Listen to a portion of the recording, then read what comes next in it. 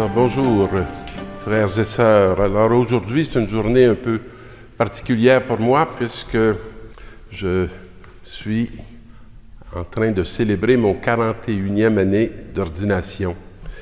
Et je lisais la première lecture.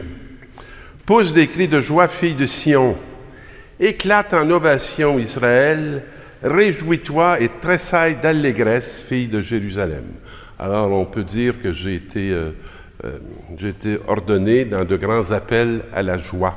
Nous sommes effectivement le 3e dimanche de l'Avent, qui est le dimanche de la joie.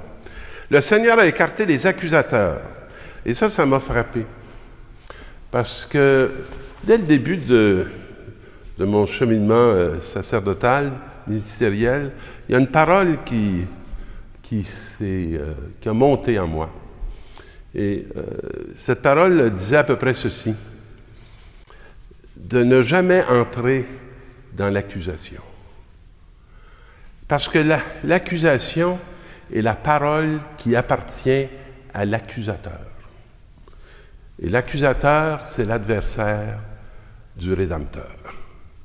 Et que si on veut être des hommes et des femmes qui annoncent le salut, on ne peut pas se permettre d'appartenir au malin, à celui qui va nous utiliser pour créer la division, pour faire augmenter la peur, l'angoisse, et qui va éteindre toute joie et toute paix. Alors, il a fait rebrousser chemin à ton ennemi. Et je pense que dans beaucoup de rencontres que j'ai eu la grâce de vivre avec des frères et des tout-petits, j'ai eu à les aider à ne pas adhérer à ce que l'ennemi voulait leur faire croire pour les enfermer dans une réalité qui n'a rien avec la réalité de Dieu. Souvent, quand on entend parler et on entend dire qu'on nous avait présenté un Dieu juge, je pense qu'il y a une certaine vérité dans cette expression. Mais ce que moi je touche de près, c'est que le Dieu qui nous habite et qu'on n'a pas laissé la parole de Dieu nous convertir au vrai Dieu, c'est ce qui est en nous qui juge. Ce n'est pas le Dieu de Jésus-Christ. Et nous sommes dans un grand défi constamment de le découvrir, ce Dieu de la paix, ce Dieu de la joie, ce Dieu de la justice. Le roi d'Israël, le Seigneur est en toi. Alors assure-toi que c'est bien lui qui est en toi et que tu n'as pas laissé la place à quelqu'un d'autre et que tu n'as pas des pratiques. Vous savez, c'est pas parce qu'on abandonne la pratique de l'Église qu'on n'est pas dans une multitude de pratiques qui, loin de nous convertir, nous alourdissent et font que les ténèbres s'épaississent. Mais cette parole, le roi d'Israël, le Seigneur est en toi. Tu n'as plus à craindre le malheur. Alors même aux heures de malheur, tourne-toi vers ce Dieu qui est le Dieu de la joie, qui est le Dieu de la bénédiction, et tu vas voir que ce chemin va devenir un chemin de vie plutôt qu'un chemin de mort et de tristesse. Ce jour-là, on dira à Jérusalem, ne crains pas Sion. Ne laisse pas tes mains défaillir. Et les mains défaillir, ça peut vouloir dire ceci.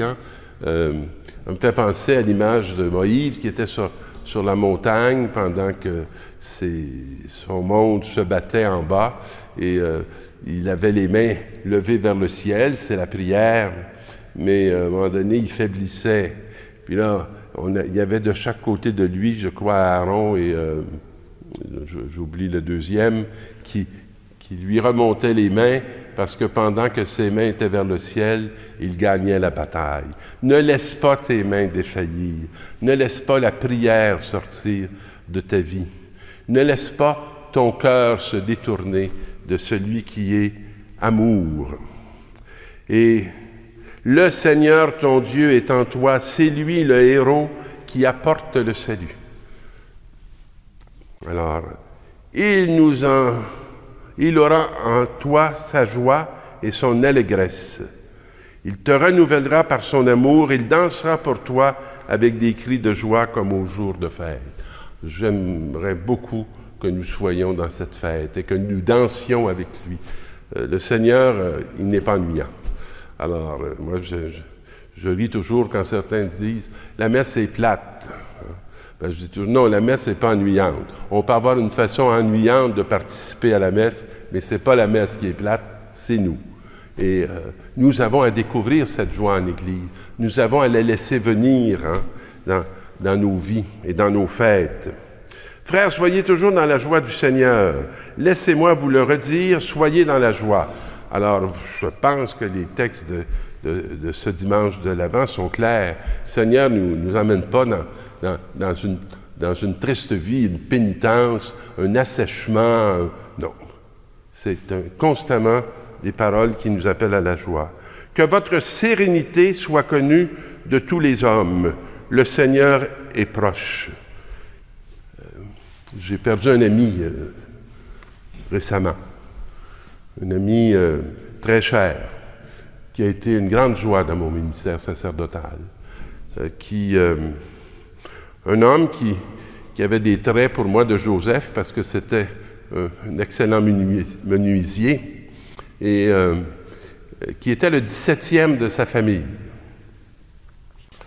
Et ce que j'appréciais particulièrement, c'est que avec lui à tes côtés, il n'y a aucune parole d'accusation qui pouvait durer longtemps, parce que c'était un homme serein, un homme qui n'entrait jamais dans les jeux du malin et qui pouvait, juste par sa présence et son autorité même silencieuse, faire que l'unité se faisait et que ce qui venait menacer cette autorité, je dirais, se dissipait juste par sa présence. Il est mort à 90 ans. Et la célébration s'est beaucoup vécue dans la paix, beaucoup vécue dans la reconnaissance. Et pour moi, c'était un cadeau exceptionnel pour le début de mon ministère. Pendant plus de 25 ans, tous les mercredis soirs, on était à l'hôpital Marie-Enfant avec les enfants. Et on faisait la fête. Et on expérimentait la joie d'être en communion et d'être les uns avec les autres. Ne vous soyez inquiets de rien, mais en toutes circonstances, dans l'action de grâce, priez et suppliez pour faire connaître à Dieu vos demandes. Vous savez, dans une vie de prêtre, souvent, les gens viennent nous voir au moment de graves maladies, au moment de temps de grandes insécurités. Et pour moi, se renouvelle à chaque fois l'expérience de la confiance, mais aussi l'expérience de la présence, de pouvoir accueillir cette inquiétude, mais l'accueillir dans la sérénité qui a déjà un amour, qui a vaincu et qui va vaincre tout ce qui peut nous ébranler et menacer que l'on se tienne debout. Et il n'y a rien de plus agréable pour moi que de me tenir debout à côté de quelqu'un qui a besoin de ce Dieu debout qui est là et qui s'offre d'être sur la route avec nous. Alors, ce dimanche, on voit que tout est nommé. Et la paix de Dieu qui dépasse tout ce qu'on peut imaginer gardera votre cœur et votre intelligence dans le Christ Jésus. Même mes amis qui ont fait le grand passage et qui l'ont fait suite à des maladies graves, j'ai eu la joie de pouvoir les accompagner jusqu'au bout et être ensemble dans la confiance et l'espérance qu'adviendrait ce qu'il y a de meilleur. Dans l'Évangile, les foules qui venaient se faire baptiser par Jean lui demandaient « Qu'est-ce qu'on doit faire ?» Jean leur répondait « celui qui a 2 vêtements qu'il partage avec celui qui n'en a pas. Alors, qu'est-ce qu'on doit faire? Se dépouiller, se déposséder. Est-ce que c'est une pratique que vous exercez? Une pratique qui est très libératrice, qui est celle qui va pouvoir vaincre le monde de consommation, qui est comme une roue qui nous entraîne d'un fléau à un autre fléau et qui semble être sans fin. Alors, une toute petite pratique de ce que nous dit Jean dans cette première partie a le pouvoir de mettre fin à cette surconsommation qui détruit beaucoup d'hommes et de femmes sur notre planète. Et celui qui a de quoi manger, qu'il fasse de même, qu'il ne garde pas tout pour lui, et qui le distribue. Ce qui a fait que depuis que je suis prêtre et bien avant dans ma famille, parce que c'est une pratique, nos tables n'ont jamais été ennuyantes, parce qu'elles ont été ouvertes à beaucoup d'hommes et de femmes qui nous ont apporté toute leur expérience, tout leur mystère, toute leur réalité que nous avons vu partager pendant le repas. Parce que le repas, ce n'est pas juste un partage de nourriture, c'est un partage de pain de vie, où chacun autour de la table devient un pain qui peut nourrir les autres par son histoire, par sa rencontre de Dieu, ou non. Des publicains collecteurs d'impôts vinrent ainsi se faire baptiser et lui dire « Qu'est-ce qu'on doit faire? » Alors là, il va au cœur d'une conversion. « N'exigez rien de plus que ce qui vous est fixé. » Parce qu'ils ont cette petite tendance à vouloir demander plus, d'en prendre plus, d'en exiger plus. Alors, il leur indique le chemin de la conversion pour eux.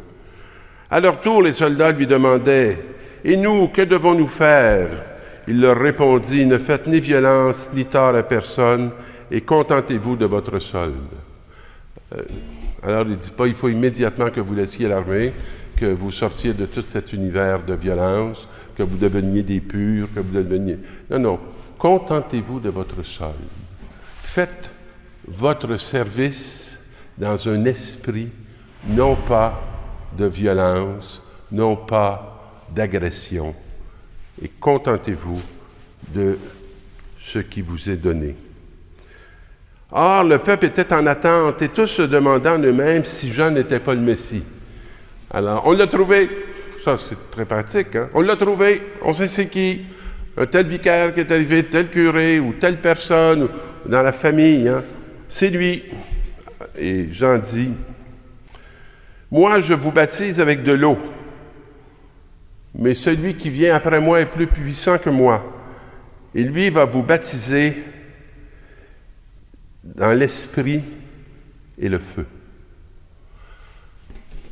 Je pense que l'accomplissement du baptême de Jésus est exactement sur la croix. Il faut avoir un cœur de feu pour se ramasser à la dernière place, au service de tous, en demandant la miséricorde pour ceux qui ont fait l'injustice. Et lorsqu'on fait la rencontre de ce crucifié ressuscité, il y a comme tout un feu qui s'allume en nous, et tout un esprit, une manière d'être, une manière de vivre, une manière de se livrer et de se donner qui transforme toutes nos vies. Alors il tient à la main la pelle à vanner pour nettoyer son aire à battre le blé. Il amassera le grain dans son grenier. Quant à la paille, il brûlera dans un feu qui ne s'éteint pas. Ben moi, je souhaite que toute la paille de ma vie puisse être brûlée parce qu'elle ne vaut rien. Et qu'elle laisse place au blé, à la semence que Dieu a mis dans mon être, dans ma chair, pour qu'elle porte du fruit. Et par ses exhortations et bien d'autres encore, il annonçait au peuple la bonne nouvelle. Alors mes amis, il faut se mettre ensemble. ne faut pas laisser cette mission qu'aux prêtres, parce que les prêtres ne sont pas les seuls appelés à la mission de la bonne nouvelle. Faites que dans vos familles, faites que là où vous passez, la bonne nouvelle puisse s'enraciner dans les terres qui vous sont offertes pour que vous puissiez faire pousser ce qui est une joie imprenable. Alors, bonne suite d'avant.